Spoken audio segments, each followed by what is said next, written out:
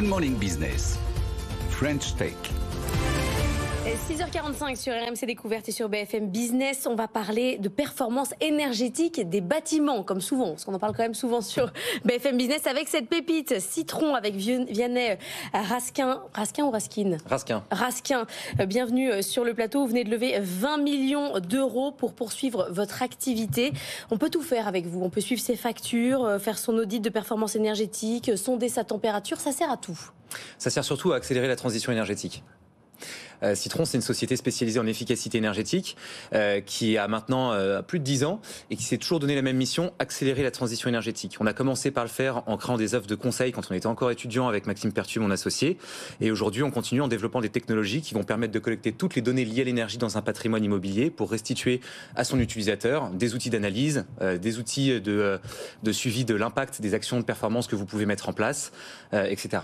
Donc aujourd'hui, vous collectez environ 10 millions de données par jour pour 70 000 bâtiments. Exactement. En France pour l'instant. Oui, pour l'instant, on n'est que en France. Après, la levée de fonds est aussi un moyen de financer un développement à l'international. Mais notre priorité, c'est pas ça. Notre priorité, c'est vraiment de sortir les nouveaux modules pour lesquels nos clients nous sollicitent. En fait, aujourd'hui, Citron, c'est une plateforme de suivi de la performance énergétique. Et dès la fin du mois, ça va être aussi un outil qui va permettre de suivre la sobriété énergétique. Alors, c'est un peu technique, mais entre efficacité et sobriété, les besoins en data sont pas du tout les mêmes. Anthony. Et c'est quoi alors le type de capteur ? En fait, vous allez installer des capteurs dans ces bâtiments, j'imagine. Quel type de data en fait vous récoltez pour justement analyser cette efficacité puis cette sobriété ? Alors, Citron, notre métier, c'est plutôt le logiciel et le conseil. Mais il y a effectivement des partenaires qui vont créer des capteurs, les installer. Et en fait, ça peut être des données qui peuvent venir, ce qu'on pourrait qualifier du big data. Donc, c'est des robots qui vont simuler une activité humaine de connexion à des espaces clients fournisseurs d'énergie pour y télécharger les factures, par exemple, qui s'y trouvent, les lire automatiquement, les comprendre. Ça peut être des données issues de logiciels tiers, par exemple des systèmes de GMAO. Alors c'est gestion de maintenance assistée par ordinateur, c'est les outils qu'utilisent les techniciens sur site pour pouvoir justement travailler. Et ça peut être aussi évidemment des sondes de température, ça peut être des sondes de qualité d'air, des sous-comptages, etc. Tous ces objets connectés qui se multiplient dans le bâtiment et qui vont permettre vraiment, par exemple, de savoir à quel moment il fait trop chaud ou trop froid quand on a un plan de sobriété et qu'on s'est donné une température de consigne à 19 degrés. Une fois que vous avez collecté toutes les données, jusqu'où va le conseil ? Parce que aller dire, bon, cette salle de réunion, elle est surchauffée, etc., ça va, mais vous pouvez aller jusqu'à dire, il faut vendre ce bâtiment, en fait, c'est une passoire, ou ça va jusqu'où ? Alors, d'abord, il y a une partie du conseil qui est fait automatiquement par la plateforme. C'est-à-dire que la plateforme va savoir, par exemple, vous dire « Attention, vous avez été facturé 10 € sur cette facture-là, on aurait dû vous en facturer que 8, vous pouvez contester cette facture et en récupérer 2 ». Il y a quelques petits outils d'analyse comme ça qui sont directement embarqués dans la plateforme. Et après, on est surtout un outil d'utilisation, un outil d'analyse pour l'énergie manager, pour l'ingénieur spécialisé en efficacité énergétique. Et c'est lui qui va faire 80% du boulot et détecter qu'un bâtiment consomme trop, observer pourquoi il consomme trop et réfléchir à quelles sont les actions en matière de performance énergétique qui pourraient pallier à ce gaspillage. Et là, du coup, ça peut aller très très loin, parce que la seule limite, c'est le cerveau humain, donc il n'y en a pas.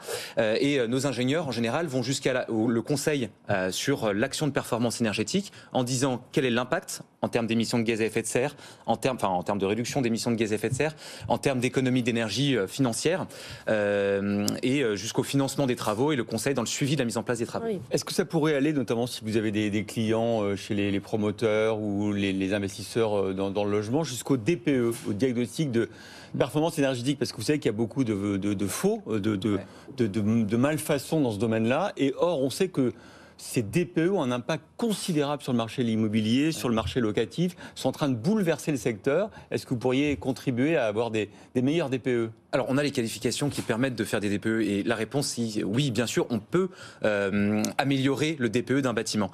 Par contre, le DPE aujourd'hui, c'est quand même quelque chose qui est surtout suivi dans le logement. On est beaucoup plus axé tertiaire. On a quelques grosses foncières de logement, et notamment des bailleurs sociaux qu'on accompagne dans l'amélioration de leur performance énergétique, que ce soit l'efficacité, la sobriété ou même le confort des occupants.